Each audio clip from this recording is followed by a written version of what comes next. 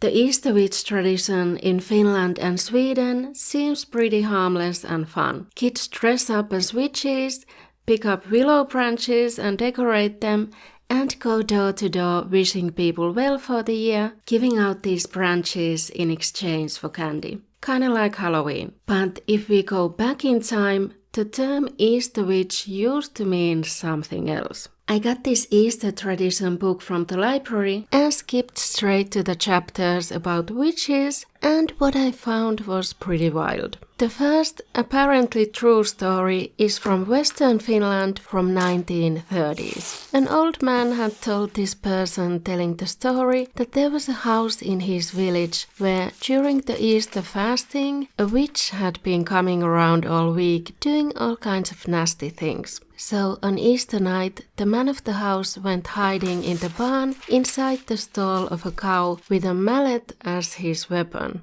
At around midnight, a witch appeared repeating the words, "Butter to me and buttermilk to you," waving around the stick from a butter churner. Then she took out shears from her boot shaft and started cutting off tails and ears from the cows and stuffed them into her boots. Then she started jumping around on one foot, murmuring some nonsense again, until the man of the house came out of hiding and hit her on the head with the mantle. The witch fainted next to her broomstick and churning stuff, and turns out it was the neighbor. The same man told another story he had heard from his own mother as a child. It happened in a rich house with a big bake house on Easter night. The servant or the farmhand of the house had his bed next to the oven, and the mistress of the house snuck in thinking the servant was sleeping. But he was just pretending to snore and was actually following what she was doing. The mistress took off her clothes and took out a bunch of jars and bottles from behind the oven and started lathering herself with these butters, repeating something like, "Up and down, through 9 gates and past 7 churches, and I can't touch any corners."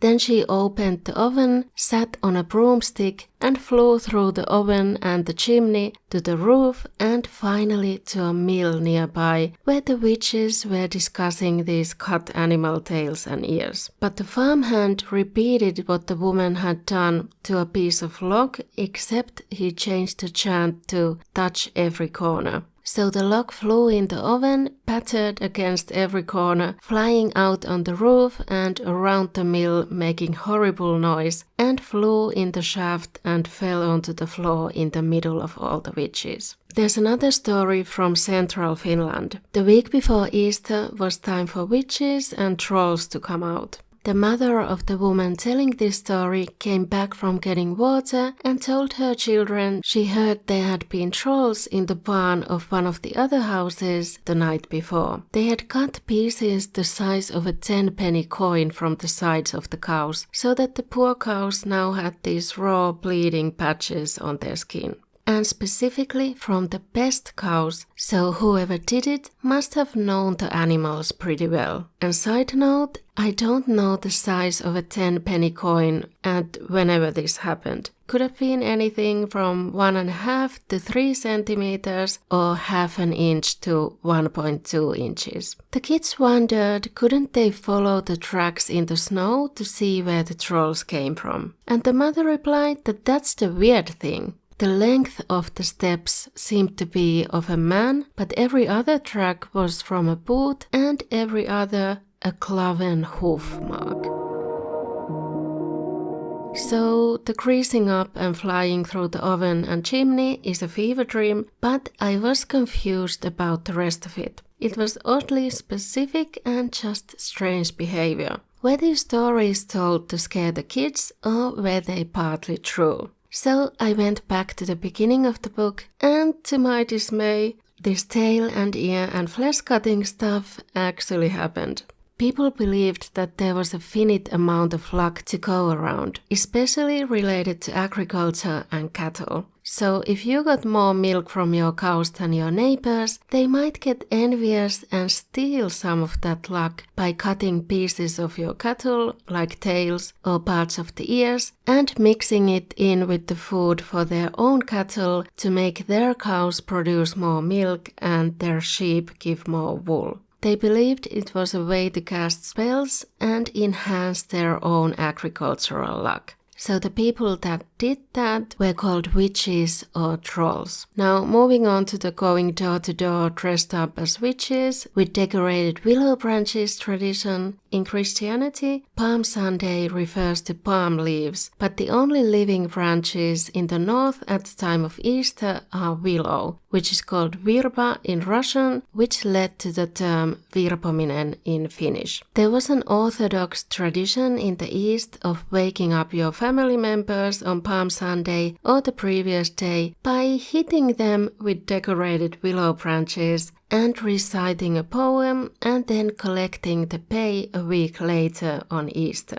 The person receiving this light beating would give an egg or other groceries in return for this blessing that was believed to bring good health and banish evil. Eventually, these eggs turned into chocolate eggs, and this tradition started mixing in with the Western tradition of kids going around dressed up as little witches and trolls on Easter Saturday. So, going forward in time, in my childhood, we used to dress up as witches and the cats of the witches. A big scarf on your head, a long skirt, a basket to collect the Easter eggs and carry the wickers, and red cheeks and freckles, maybe a broomstick or an old coffee pot. Nowadays it's more Halloween coded and there's a wider variety of costumes kids might dress up as. They go door to door and wave a decorated willow branch with colorful feathers and ribbons on it that they prepared the day before and say a little poem wishing you good health for the year that ends with "Wicker for you and pay for me." And they get a chocolate Easter egg or some other candy or money in return, and you get these colorful Easter decorations. This Easter witch tradition is still alive and well to this day, and it seems like a cute and fun community activity, and even though there are some things about it you could criticize, it's still pretty harmless all in all. So I never imagined it having such a dark origin in animal cruelty.